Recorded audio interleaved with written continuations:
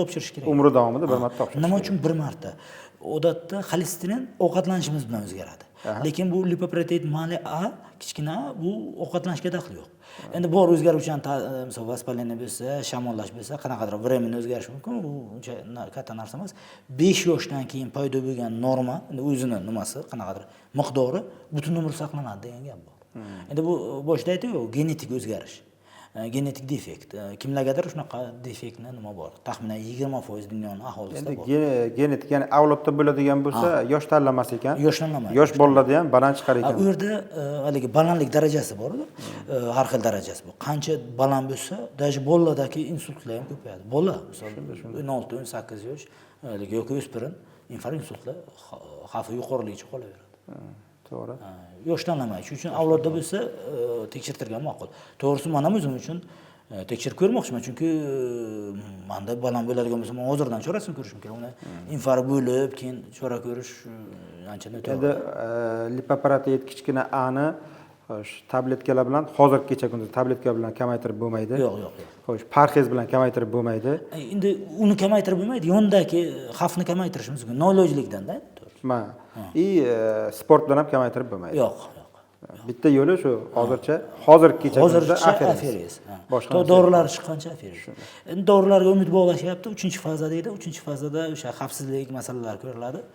Umid qilamiz, chiqib qolsa bu endi arzon bo'lmaydi. Chunki qimmat bo'ladi. Unaqa yangi dorilar, innovatsion dorilar bilamiz narxini. Bir oylik narxi 7 000, 8 000 dollardan boshlanadi. Ko'pchilik o'zini pozvolat qila olmaydi, imkoniyati yo'q. Lekin vaqt o'tish bilan kamayishi mumkin. O'sha vaqt o'tishgacha shu xalqni, aholimizni o'sha risk yuqori bo'lgan, xavf yuqori bo'lgan gruppasini asrab saqlab turishimiz kerak-da. Mana shu tomonlari bor. Shuning uchun bu mavzu aktualni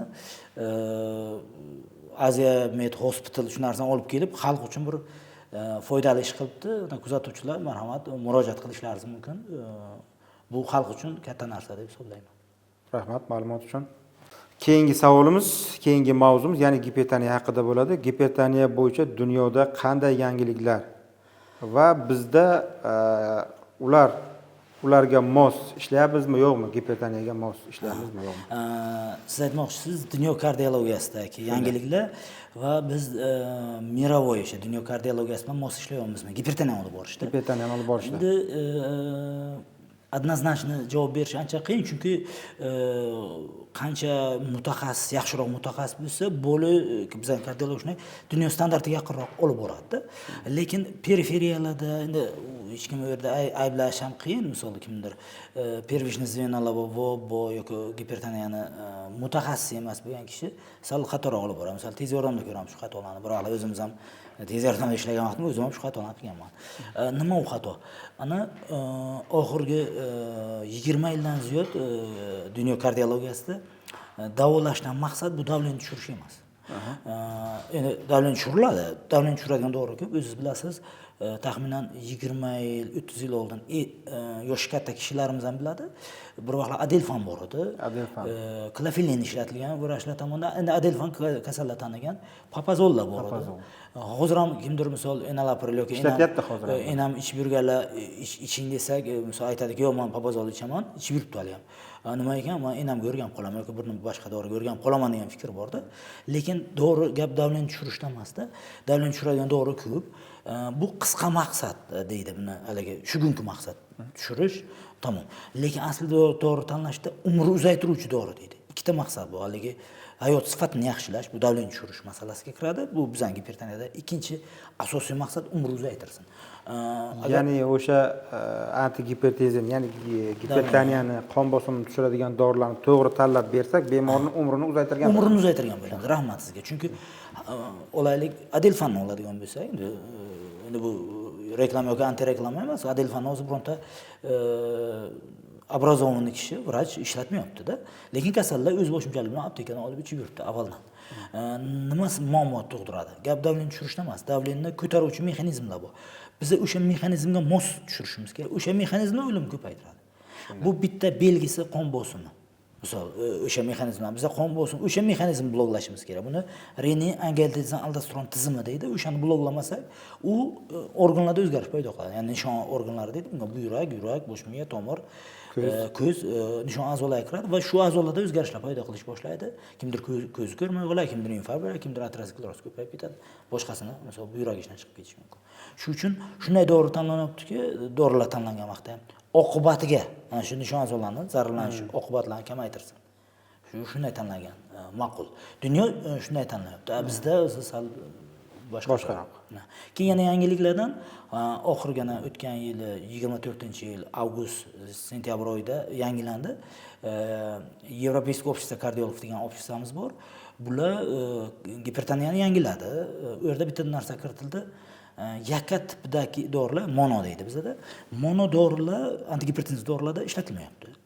Faqat 5 ta kategoriya bor. Endi bu sложныйroq, yoshi kattalar, boshqa 5 yildan umri kamlar, shunaqa 4 ta 5 ta kategoriyasiga mono ishlatishga ruxsat berdi. Qolganlarga deyapti, yangi gipertoniklar. Avval boshqacha edi. Bu narsa. Yangi keldimi niski dozaviy kombinatsiya, ya'ni kichik dozadagi kombinatsiyalardan boshlanadi deyapti. Lekin xalqimiz o'zi aptekadan olib ichib yurgan dorilarga qarasak, ko'plari enalapril sostav. Enalapril misol mono ichyapti. Bittalik dori deganda.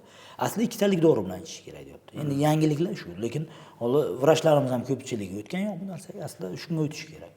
Bu yangiliklardan bittasi. Kombinatsiya qilingan dorilarning effekti juda yuqori. Shunday. Mana gipertoniyani tez tushirish qanchalik to'g'ri? Muammolar masalani ko'tardik, chunki bir vaqtlar tez yordamda ishlagan vaqtimiz ham biz ham yosh bo'lganmiz, tez tushirish haqida o'ylardik. Lekin ko'pgina kasallarimizda shikoyatlar og'irlashardi. Biz kelib ko'rgan vaqtda qanaqadir bosh og'rig'i bo'ladigan bo'lsa, kasalni qon bosimini tushirasiz, uyga qoldirib ketisizga, lekin shikoyat ko'payadi. Nima u? Boshda qonlanish belgilari buzilishi paydo bo'lardi, karaxlashardi kasal. Xuddi bir og'irroq kasalga o'tardi. Ko'rgan vaqtingizda yaxshi tuzuk gaplashib o'tiradi, qanaqadir bosh og'rig'i bor, lekin tushirish boshlaysiz, hammaga rezultat kerak-da, to'g'risi, natija kerak. Uni 15 minut ichida tushirib bersangiz, sizdan xursand kasal. Aslida biz xato qilgan ekanmiz. Nima xato? Tez tushirish tez ko'tarilishdan mumkin deydi. Ya'ni tez ko'tarilish bu kriz. Ya'ni ertalab o'lchagan bo'lsa kasal normada, davleniya dorisini ichib yuribdi. Tushlikka borib yoki kechga borib davleniyasi, masalan, qon bosimi 200 ga chiqib ketdi, yoki 180 ga chiqdi. Balandi statistiksasi. U tez ko'tarilgan deb hisoblaymiz. Qaysidir ma'noda, chunki o'lchagan u.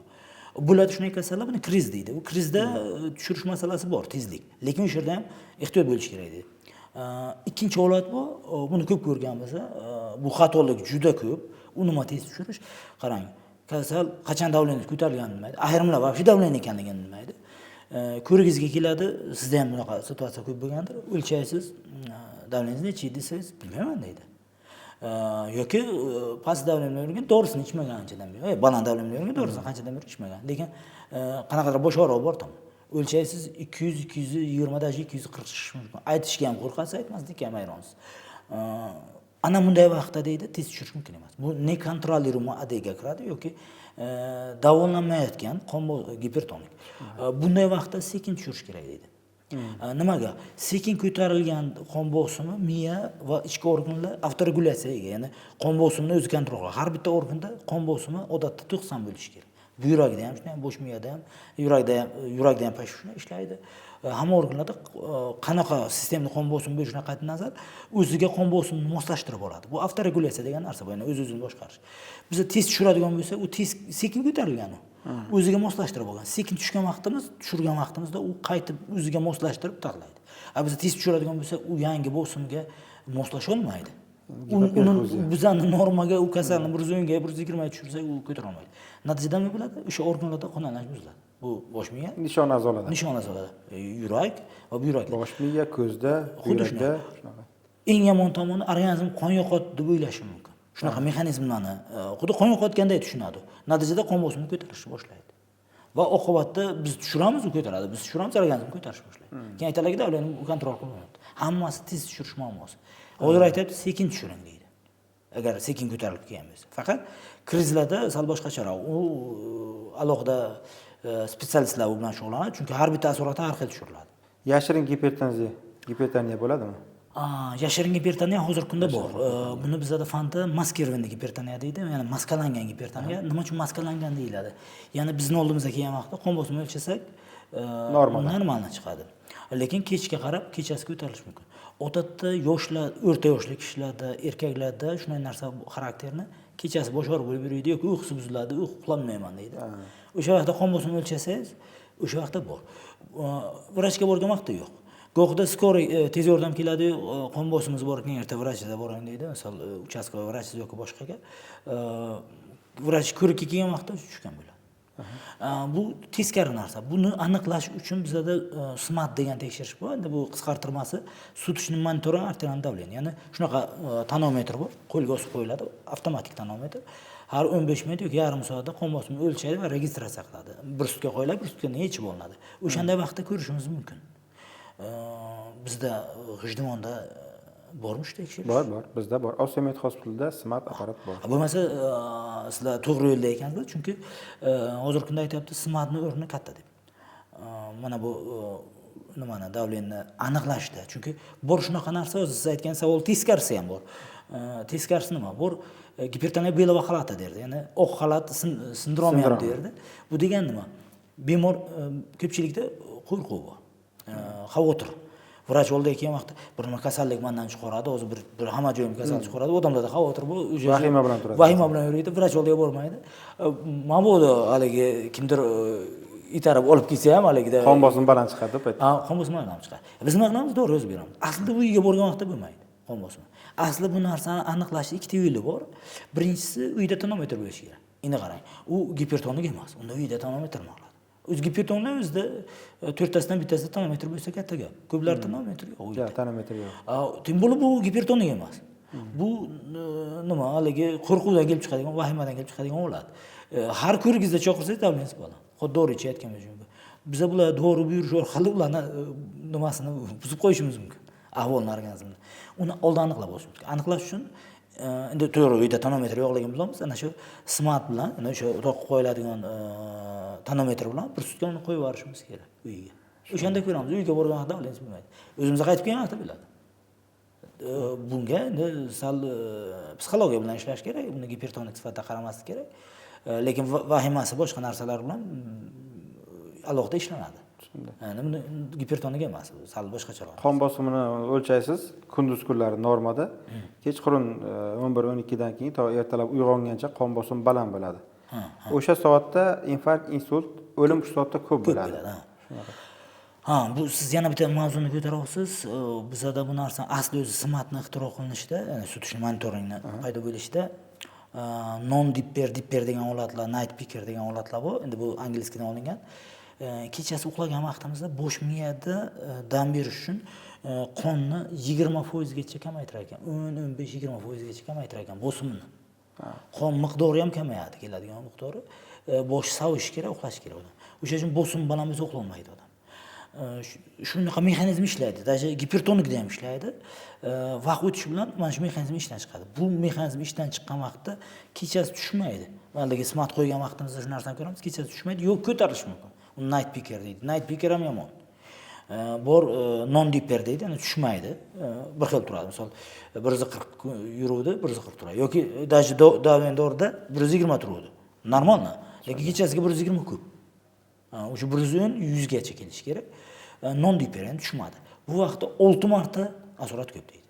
Yana shunday holat bor, over dipper deydi. Go'xda ko'ramiz, dorilarni vrachlar, endi majbur biz ko'rana shunday. Kimdir kechasiga ham tashlaydi. Kasalda kechasi over dipper. Over dipper degani 20-25% dan ko'p davleniya. Ya'ni o'sha qon bosimini tushiradigan tabletkani 2 mahalga berish. Agar over dipper bo'lsa, ya'ni ko'p tushib ketadigan bo'lsa, kechasidan olamiz dorini. Agar night picker bo'lsa, kechga qarab berish masalasi ham qo'yiladi. Lekin shunaqa kuzatuv bu, time degan kuzatuv yaqinda 2022-yilda yakunlandi bu kuzatuv. Time'da, ya'ni vaqt inglizchadan olinganda ertalab kechqasi berganlar dorilarni. Dori ishlasa, normal to'g'ri dori tanlanadigan bo'lsa, u ertalab ichadigan bo'lsa ham kechasini ham ishlaydi. 24 soat ishlaydi. 24 soat ishlaydi. Endi hozir 24 soatdan sal ko'p bo'lishi kerak deydi bu yerda. Hozirgi gapingizni fikringizni bo'ldim. Hozir kecha kunduzda qon bosimini tushiradigan tabletkalar oxirgi avlodlari chiqyapti. 48, 24, 48, 72 soatgacha ishlaydigan tabletkalar bor. Bir dona tabletkani bersangiz bo'ldi, 24 soat, 48 soat, 72 soatgacha ushlaydi. Bor yo'q deyiruvchi gruppa dorilar bo'ladi. Endi bu sartanlarda, ya'ni retseptorlarni bog'laydigan, angiotensin retseptorlarini bog'lovchi dorilarda qonda to'qimada yig'iluvchi xususiyatga ega bo'lgan dorilar bu telmin sartanlar. Telmin sartanlarda bor. Hozir avval 24 ta yerda, hozir 24 dan ko'p bo'lsin deyapti.